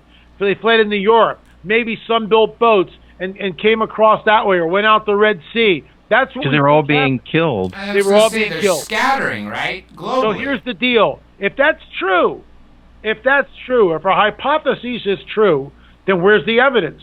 And so the scientific method goes, here's a hypothesis. Now we go out and we collect evidence, and we see where the evidence leads. And so far, the evidence has shown that something is going on. But we didn't have the DNA evidence, and we still don't have 100% conclusive DNA evidence, because all we were able to get is the mitochondrial DNA from all the samples. We got a little nuclear from the powder from the greatly elongated skull from Oregon, but that was it. And that was we couldn't do a genome from it. But the haplogroups. But wait, Ellie, the mitochondrial DNA is from the mother. I was about to say that the haplogroups are all mitochondrial DNA, which comes from the mother. And this is what rewrites history. And this is why it's so important. And this is why we are going to be raked over the coals by the skeptics and everybody else. And I'll say it before I tell you what the evidence is. Go out and do your own stinking research and prove us wrong. We've got 5 skulls that we've tested. Here are the hair samples. It's all there. Here are the DNA reports. I republished the DNA reports in toto in the book Nephilim Hybrid, so you can read it for yourself. The Oregon skull, which tested about 800 years, carbon dating about 800 years, plus or minus 30, all right, showed a haplogroup originating, drum roll please, originating specifically in Syria and Mesopotamia. And that's not supposed to be... Birthplace of civilization. Not only that, but it's Nephilim Central, guys. It's Nephilim Central. It's where all the mischief started. Johnny's got something. Go ahead, Johnny. Yeah, again, I put it back to LA. I know you do a lot of investigative journalism, and you go out and you spend a bit of your own money to go and get things proven and shown just. But when you were down at the Catalina Islands and you noticed yourself that a scandalous cover-up of the gentleman's work, where in the photograph you show that the photo's been doctored to be sort of made smaller and clearly covering up that giant, at least 10-foot skeleton that was there. My question is to you, have you made contact with the Smithsonian Foundation Institute, whatever they're called, about the cover-up of the Catalina case? And not only that, the loss of all of these giant skeletons that they had in their position that now they somehow have lost. Have you put this to them? Yeah, we got a very condescending letter from them. Oh, you're welcome to come and look for your giants. Remember that, Rick? Oh, wow. Yeah, it was really an insulting letter, because, we were basing our theory. This was way back when we were doing Watcher 6, LA. Yeah, way back. And we were coming up with newspaper clippings, and I found a bunch of them, and you gave me a bunch of them to use in the film. But what we discovered was between about 1880, 82 roughly, to the early 1900s, before 1920, I believe, there were many, many, many newspaper articles talking about giants that people had dug up in their backyards. Now, this was like a common thing, and we're talking about articles that were published in the New York Times and in the Los Angeles Times. I have something I have to say to you. This is a comment from Lisa. I actually know something about this, so I'm going to give you a little backstory. It's not necessarily about giants, and by all means we'll go back to that, but it has to do with what we're talking about, newspapers. Now, this is exactly what she's written. This comes from LA Times, January 29th, 1934. Lizard people's catacomb city hunted. Engineer sinks shaft under Fort Moore Hill to find maze of tunnels and priceless treasures of legendary inhabitants by Jean Bosco, I don't know how to pronounce that. What I know about it from reading this in a whole separate book, Weird California, as a matter of fact, talked about it in the 20s and 30s when they were searching for gold here in LA. They came across what they thought was a gold mine, but yet when they penetrated it, they found it had already been dug through by having a sophisticated network of tunnels. The further they got into the tunnels, they found these reptile-like beings. This is long before the word reptilian was out there. And sure enough, as you see it, 82 years ago and 5 months, this was on the cover of LA Times. So just like you were saying, what you heard at the end of the 19th century and the beginning of the 20th century, where people were digging up these giants. And I've seen some of these newspaper clippings that you presented that I've also found on my own. And it's just crazy how nobody questioned it. Nobody said, oh, they're fakes or they're part of Barnum and Bailey. Everybody accepted it because it's almost as if everybody already knew. And here's one more final comment. The reason why I mentioned it, though, Dr. J, is because your question was about the Smithsonian. And in one of those articles that I was referring to, it said, and the bones of the giant were delivered to the Smithsonian Institute for national study. So then when you contact the Smithsonian and say, where are the bones from this article in the early 1900s in the New York Times, where are those bones and can we see them? Well, nobody knows where they are.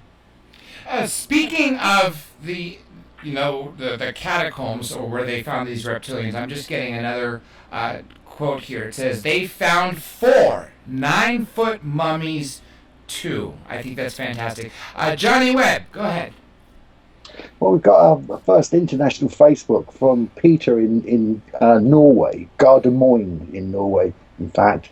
I believe that to be giant country as well. But he's put a question which I thought was quite fascinating. With the Paracas people's elongated skulls and other elongated skulls found, has there been any evidence of the bodies, the skeletons being of giant-sized proportions as well? And in fact, what was the height of the skulls' bodies? Well, let me just tell you something. That the Nephilim tribes, there's different names for them, like I mentioned. The Raphaim, the Nephilim, Anakim. Anakim is a very important one. We're not sure that all the tribes were giants. There may have been different genetic characteristics which are denoting or relating to the names. For instance, the Anakim, and I wrote about this in the book, and we also covered some of it in Watchers 10. And this is where it really gets fascinating and off the rails.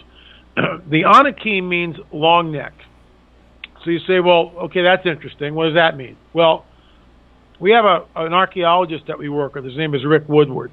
And he examined 5 of the Paracas skulls through photographs and also the 3 skulls that I sent him that were absolute casts, all right? Casts of the skulls. And he wrote a paper, which is published in the book, Nephilim Hybrids, which you can get by going to Dr. J's website. It's a great offer. It's also in Watchers 10. He comes on the record, on the camera, on a Skype interview. Fascinating stuff. What he came up with, again, was it's going to be disputed. All the naysayers will jump on board and cry foul and blah, blah, blah. Go out and do your own stinking research, for crying out loud. This guy has done due diligence, and here's the deal. The foramen magnum is at the base of the skull, where the spinal column attaches to the head. It's called the foramen magnum. It's the opening at the bottom, the hole where your spinal column goes into the brain. Yes. That is completely different in the elongated skulls found in Paracas. And what I mean by that, the position of the foramen magnum as well as the shape is completely different than a normal human skull. And here's the rub. You can't cradle headboard that. You can't move it back. So what's really interesting, and Brian Forrester comes to the picture, I send this stuff to Brian. Brian looks at it and he sends it over to Marcia Moore. Marcia Moore is an incredible illustrator. Some of her illustrations are actually used in the new book, Nephilim Hybrids, all right? And so she's looking at this thing and reading a report by Rick Woodward. She knows nothing of the Anakim. Nothing, all right? She's like a clean slate here. There's the pics that Rick just put up. Clean slate. And she goes, at the because she's a forensic artist. That's what she is. And she's looking at this going, if the foramen magnum is that small and in the rear of the skull, which is where it is compared to a normal human skull, I wonder if the neck would be longer. She came up with this, and she sent this to me. And I just started chuckling, and I got Brian on Skype, and then I emailed her, and I just said, neither of you guys know this because you're not versed in this, but the Anakim, interesting like you would do this, the Anakim means long necks. That's what it translates as, the long necks. And isn't it interesting to think that the evidence, the DNA evidence, and we haven't even talked about the Paracas skulls, comes from another part of the world where it shouldn't be coming from. Again, we don't have nuclear DNA. All we have is the hair, and we got mitochondrial DNA from the mother. But the DNA from these skulls show, and I'll let Richard spill the beans on this one, show an ancestry which shouldn't be there, which then corresponds back to the biblical prophetic narrative and points to the veracity of our hypotheses that, in fact, these skulls may be, and I'm just underlining may, we don't know yet for sure, but the evidence seems to suggest that these may be Nephilim. Well, what's interesting with the base of these like skulls, where you say this sort of the spine would come up into the back of the head socket, you've got on the right side of the picture that you've sent us, there's 3 skulls you sent, and 2 of them certainly look different than the one on the right. And the one on the right, I suppose, is the human modern day skull. It's a human skull. Yeah, the human skull has kind of a large oval area of the foramen magnum where the spinal column goes in, whereas the elongated head people had an opening of almost half the size of the human skull and moved back towards the occipital area of the head. So it's their balance is completely different, and probably had to be to hold up that enormous head. Do you think that they're not able to stand up straight, or do you think they possibly are leaning forward? No, we think that they're very straight, very erect, very regal looking, but also incredibly bizarre. I mean, to a normal human being, it would be like, and just think about this, guys.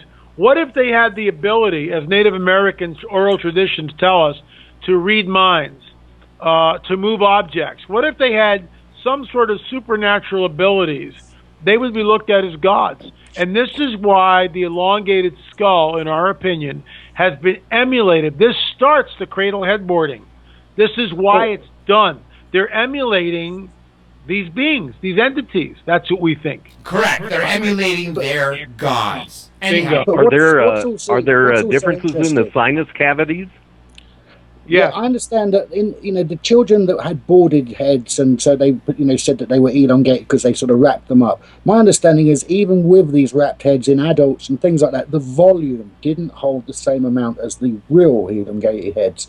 And the other thing I wanted to go back to, you talked about these holes in the base of the skull, and it's clearly they're half the size of the human today's modern skull. And it makes me think then of trying to imagine putting a load of cables down a pipeline in an old sort of network, and then today having these very slim fiber optics that are very slim and narrow. It makes me wonder whether they had a high grade narrow type sort of cortex that went through their head, or whether we've actually just gone back to the old system of too many cables going up a big fat pipe.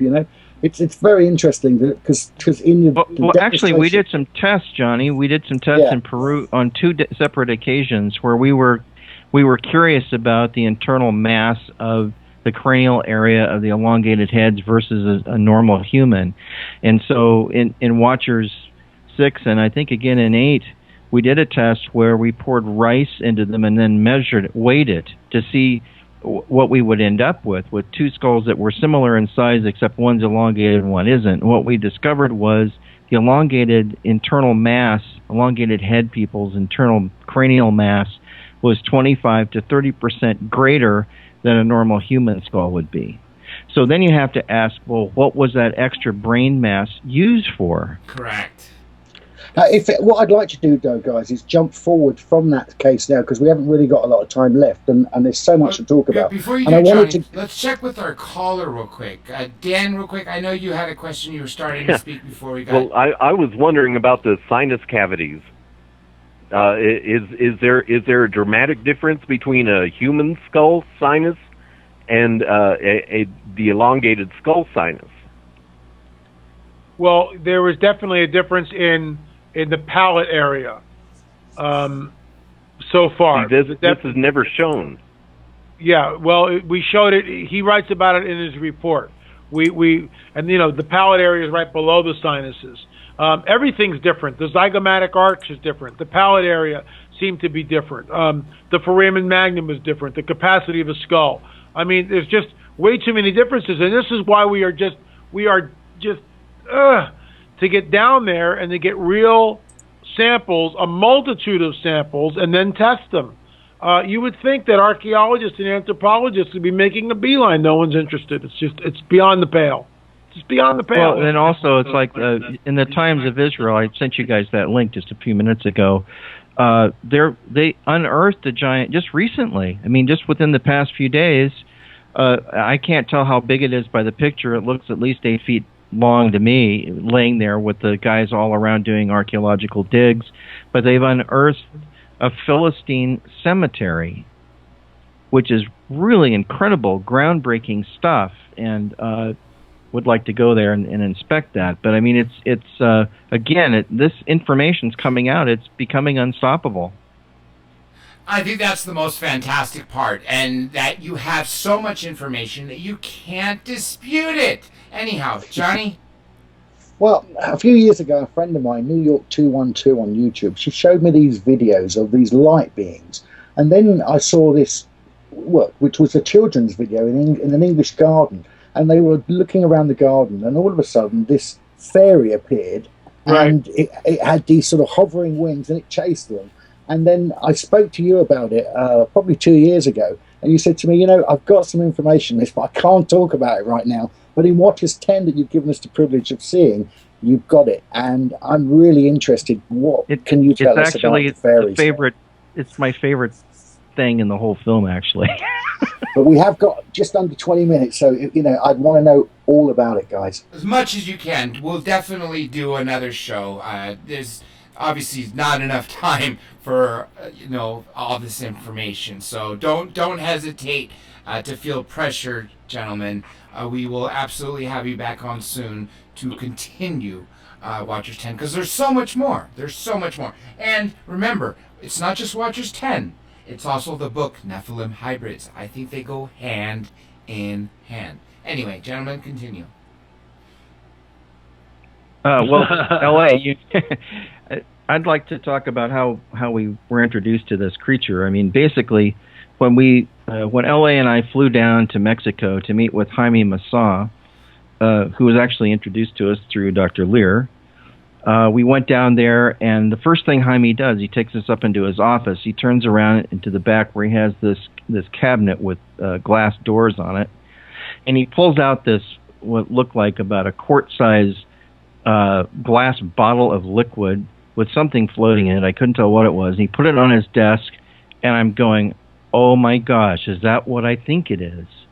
And we both look at it, and here was what is pretty much described by everybody as what people refer to as a fairy. That's what I ended up calling it. But it was a creature that had a head with a face like a human. It had pointy little ears like Spock. It had a furry substance around its midsection. It had wings. It had hands with arms and fingers and everything. It had feet. So basically it has 6 limbs. It has 2 arms with hands on the ends, like you would normally expect, and then it has feet and legs, and then wings on the back, and a head like a person. And let me say this fact. Really, I just couldn't believe it. So then immediately people are saying, oh, it's a hoax. It was put together by, pieces from other creatures and all that. And I don't know where you'd find a head like that, even on any creature. Monkey even doesn't look like that.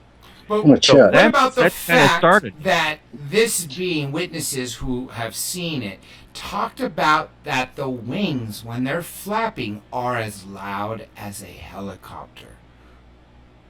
L.A. take it from there. That was a woman that L.A. brought into Watchers 1, our very first show. Very first show. She came on the record anonymously. She was up at East Eddy Ranch, and she saw these things come in. Lots of nonsense happens up there with Gilligan and the crew. They've opened up gates and portals, and who knows what's coming in.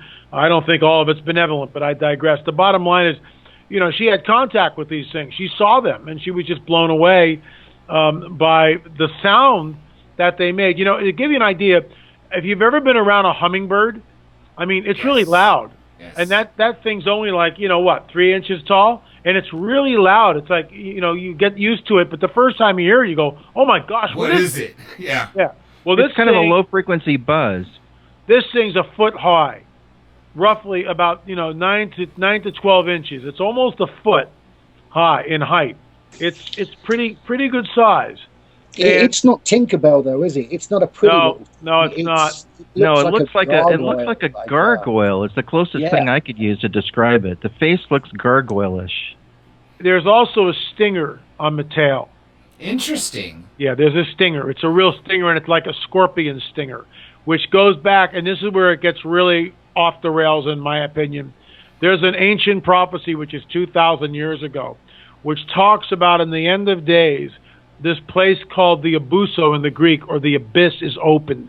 We don't know where that's located. But out of this abyss come these creatures, these winged, flying creatures.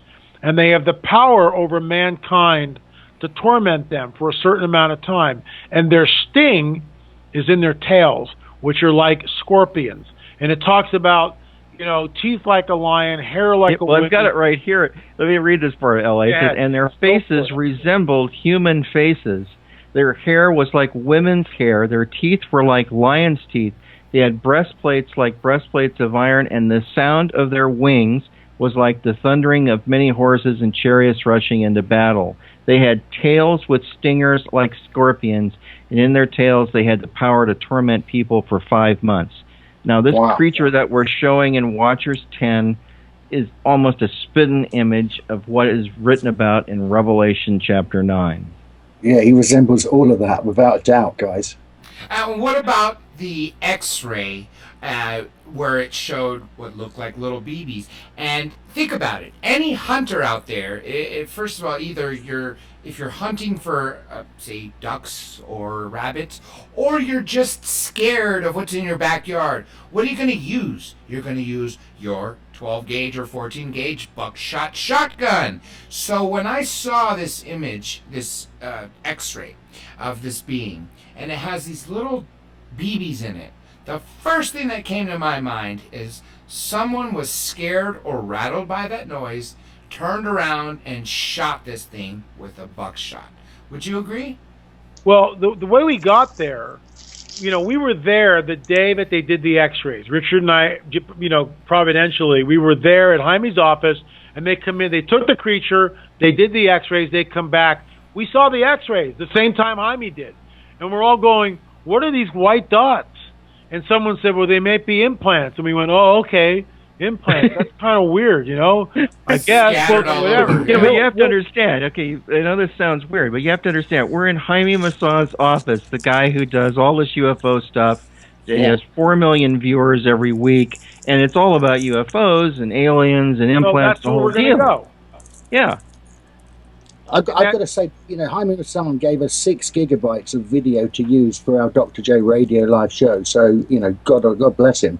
So I know that what he's always that way. Jaime's amazing that way. He gave Richard terabytes of everything he wanted. I mean, we went out and bought a hard drive to dump it all in. And almost every Watchers, you guys go to Mexico City and actually get to see specimens, and film them.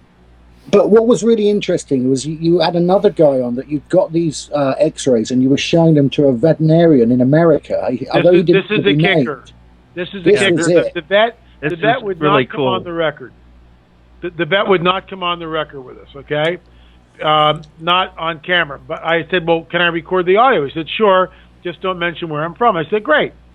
So I show him the X-rays.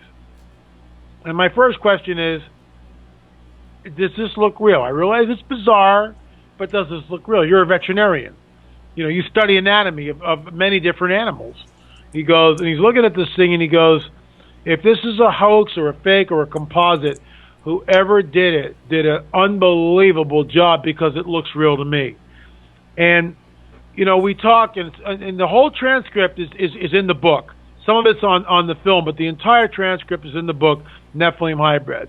So then I go, well, what are these, we talked about the wings, and where the bone is dense around the skull, the radiograph is much lighter. It turns white. The skull is very white, and with the section where the wings attached themselves to the back was also very white. And I'm going like, well, you know, we're looking at a creature that we've never seen, but I mean, if it's wings and they actually are working, then we've got a whole network of muscles, and they've got to attach somehow, and maybe that. And he completely concurred with that. He said, "Yeah, that makes a lot of sense." And then we got into the BBs because we're running out of time. And I said, "Well," he goes, I go to him. I go, "Well, what are these white dots?" And he goes, "Well, they remind me of BBs. I've seen them in dogs. You know, if somebody takes a BB gun or a pellet gun and shoots the dog to get him off their property." I go, "BBs?" He goes, and this is what he says. "Yeah, you know, like buckshot or birdshot." And then the light bulb goes off, and I went, "Oh my gosh!" Because see what in the X-ray that we had on the left leg, there was the bone was splintered, and there was this white dot which had like splatted out. In other words, we didn't know what it was, and so some people were going, "Well, maybe it's a hoax, and this is like these white dots are like, you know, where they're putting the creature together." But they were too random. They weren't where the joints were. That's right. That was one thing that we couldn't remember because we saw this X-ray really briefly when we saw it for the first time when L.A. and I looked at it with Jaime, and I couldn't remember where the white dots were, and immediately we're thinking, well, maybe those were metal pins holding body parts together. It was a hoax holding body parts. Yeah. But then when we got when we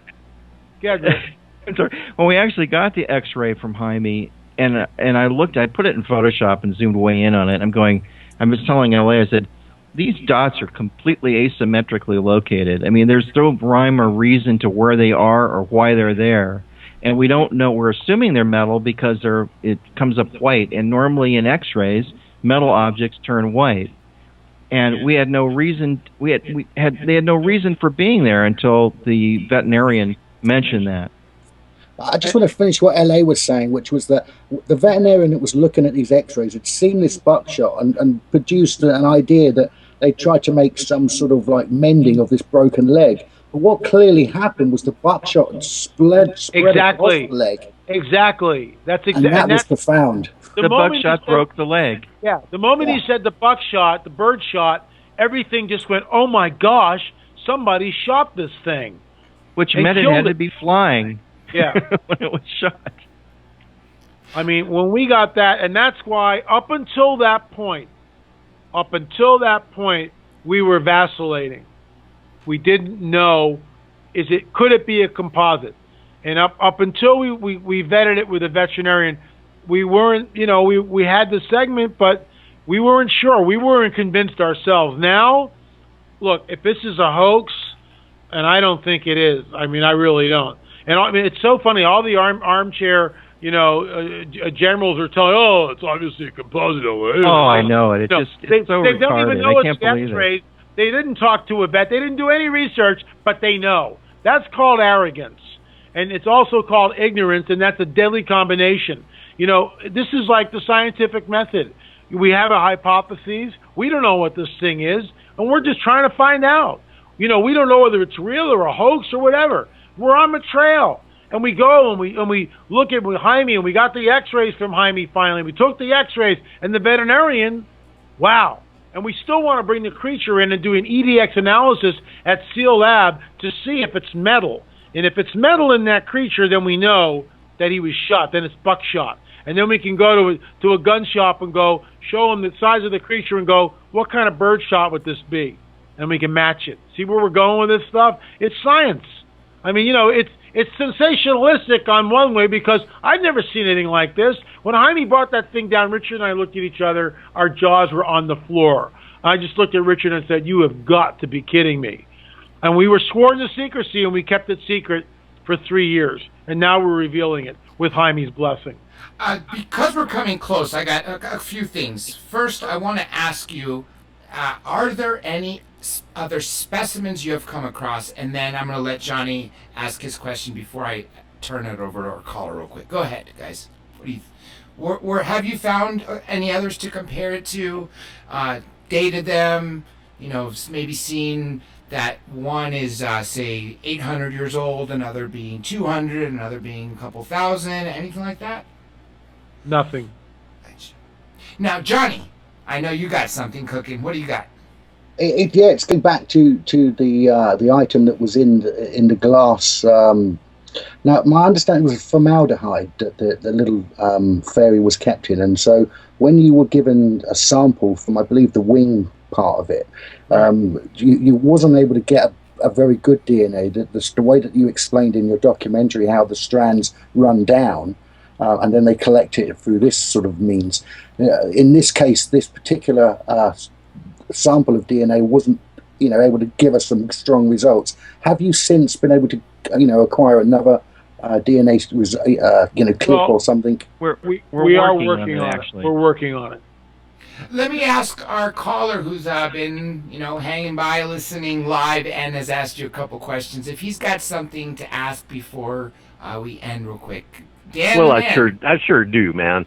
Thank you, Dr. J. First off, I want to say that, scientific method is repetitive experimentation. It's not denial, so, just to get that straight, those are just debunkers, and they should be dismissed. They are not skeptics, and they are not scientists. But I've made an amazing discovery myself, and I've been trying to make some videos of this. Do you have any good advice for a bad YouTuber? Rick? You mean in what respect are you calling a bad YouTuber? Is it editing? Is the trick scripting? Oh, are you talking about production quality? Or you're trying to make a good-looking YouTube video? Yeah, I'm committed to making better videos. Well, that's a long discussion, but I mean, it's good photography. Starting with that, it's getting something interesting for people to look at and keeping it moving as quickly as possible.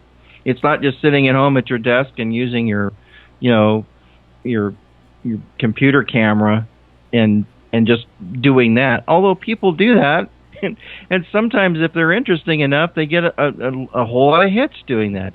There's no rhyme or reason to it. It all has to be how interesting is it, and all of that. But it's a different kind of thing than a Watchers, because Watchers is like they were putting real money into this to try to produce something that, for better lack of wording, would be like a network quality kind of production that we labor over for months before we actually put it out there.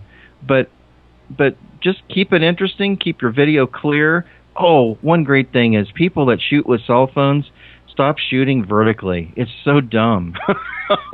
Yeah, if you have this little band of video, a picture, oh, I can't see the sides. Turn your cell phone sideways. It'll still record video, and then you're filling the screen, and we can see a whole lot better. And don't forget to hit record after you turn it sideways. But by the way, exactly. Johnny does have Thank you, Richard. An international Thank you, Mr. Marzulli. Yes. Thank you, guys. Dan, for calling. Johnny, what you got? Stand by. Yeah, we got Paul in County Clare in Ireland on Facebook. He's asking a question about the earlier subject, the Kandahar giant, and he's asking, do you think that sorry, where is the question here? Do you think that the giant could possibly be a Bigfoot? Wow. Oh, well, I can delve into that a little bit. And the smell of skunk and some other skunk ape, sure, smell reminded me of what people report of right. Sasquatch. Well, this is, I think even Steve Quayle said this is what Scripture referred to as unclean spirits, something that has a really bad smell. Of course, we've heard other stories about aliens, dead alien bodies, and how bad they smell and all that. That's kind of been bandied about for decades. But the question about Bigfoot and the giant, the guy who I know, who I met because of Dr. J's radio show, the military guy, Mr. K, we call him. Ah, yes. I said, what did the giant sound like? I was really curious. He said, well, he was kind of yelling out kind of high, frequency stuff, and then low. And I said, that doesn't really tell me anything. And then I remember that a couple of years earlier, Ron Moorhead, who's a Bigfoot aficionado and had done some recordings in the Sierra Nevada mountains years earlier, had actually recorded a Bigfoot communicating with him, and he was like all this weird sound, and I was really intrigued with it. And you could tell it wasn't fake. It didn't sound like some person doing that, because it almost sounded ape-like to some extent, but then at other times it sounded almost human. So it was really strange. So there was one thing called an aggravated giant response, aggravated Bigfoot sound, and it was like that kind of a thing. I can't even imitate it right. That's pretty good. and so I played it for Mr. K. I said, did it sound anything like this? And I played in that cut that Ron gave me. He goes, it sounded exactly like that. And when he said that, I'm going, oh my gosh, because now that's a huge clue. He didn't know. He didn't know where it was from. He had no idea where it was from. No, I said, did it sound like this? And I played it for him over the phone. He goes, it sounded exactly like that. There you go. You know what? I wish we could continue to keep going on this. We have actually going a little over the time. I have to say it has been an honor to talk to you gentlemen both at the same time, and as it was to see you this past weekend. We have to absolutely continue this because, again, to me, the Watcher series in general, hands down, best documentaries on these topics that you could ever find. And especially, I liked 9, how you really delved into other topics that are of global importance. But then coming back to 10, just this giant, that sticks out. I mean, I had nightmares, knowing that this happened so recently, knowing that my little brother is right in that region working for a private military contractor. Nonetheless, it has been truly, truly fantastic. Unfortunately, we again are out of time, but I want to give you both a chance to give a final statement and plug in your website. And again, one more time, LA, let's talk about that special. So we'll start with you, LA, and then we'll go to you, Richard. Just go to the Dr. J's, website. You'll see it on the left-hand side. It's like right there. Click the link. We are getting some sales all through the program. Sales have been coming in. Guys, what can I tell you? I mean, it's $40, but you get a DVD and a book plus three bonuses. Community CD, a year subscription to our Politics, Prophecy, and Supernatural magazine, which comes in your email box. Watchers 3, which is $20 for that DVD. Fingerprints of the Supernatural. We promise you, you will not be disappointed. And Dr. J gets a cut of the proceeds. So everybody's happy. You support him, you support us, and it's all good. And you get to educate yourself on what's going on because we just scratched the surface here. Trust me. That's right. And remember, this link will be available always on the website, drjradiolive.com. Richard, final statement, and, of course, website. Oh, well, yeah, my website is, I have 2 websites, actually. Of course, LA and I kind of share his site occasionally, but you can go to pinlight.com, pinlight.com. And also for the Torah code stuff, you can go to endtodarkness.com and see pretty much all the stuff that I have about the Torah codes, which also intrigue me. And just in closing, Stephen Bassett, who we all know, who is the DC lobbyist for disclosure, is really working this hard and really believes, and so did Jaime, and there's on the disc that we include in Watchers 10 is a special feature with an interview with Jaime talking about this same thing. It believes that Obama is going to be the disclosure president before the end of his term in 2016. He's going to basically reveal the extraterrestrial presence among us. And this is rapidly moving into some kind of an area where it could actually happen. And if it does, the whole world's going to change overnight. It'll be an instantaneous change. And most people will be clueless when it happens. Yep. I absolutely agree, and I hope it will be changing, life-changing. Everything will change, from theology to economy to your political beliefs. That will be the beginning of the next stage of humanity, of the history books will have to be rewritten. Science books will have to be rewritten. I just hope it happens because long before he was even elected president, we were told Obama would, disclose. Then you had a couple talks here and there. For instance, when he met with Will Smith and sarcastically asked or answered Jaden Smith. Nonetheless, I hope it happens. So everybody, just remember, we have him here for till January, until the next president getting elected in November will take office. So anyhow, with that being said, don't forget that you will get a chance to hear this again on Late Night in the Midlands, where I want to thank Ira Robinson and Michael Vara, as well as Angel Espino of the PSN Radio Network. Don't forget, we're UK, United Kingdom, where Johnny Webb is. And of course, I want to thank him for setting us up with JC at the Deep Program Radio Network, based in the United Kingdom. If I'm not mistaken, we are the only American show there, and it has been wildly successful. After all that is said and done with, and this show is played over and over, guys, you will get to hear it for infinity right here on our very own YouTube page, where our archives go. They have been popping up. Again, we still have about 80% of the last 5+ years show to get up there, but they are going up with amazing footage provided by the one and only Jaime Masson. Remember again, as I said, the only key phrase you have to remember is the name of the show. That is Dr. J Radio Live, DRJ Radio Live. That is the same name that you'll only have to remember for every social media account. Facebook, Twitter, Instagram, Flickr, Tumblr, Pinterest. Most importantly, our YouTube. And second most importantly, of course, the website. With that being said, I want to thank Elia Marzulli and Richard Shaw for joining us tonight. Like Great I said, to be here. Thank you. Thank you, Dr. J. It was always a pleasure. It sure is. If you gentlemen can also please hang by for a few moments, and everybody out there, you will get to hear a continuation of this, because there's so much more we barely got to touch on, and some that we didn't even get to touch on that you will hear. I also want to thank all of my crew for all the behind-the-scenes work, especially Johnny Webb.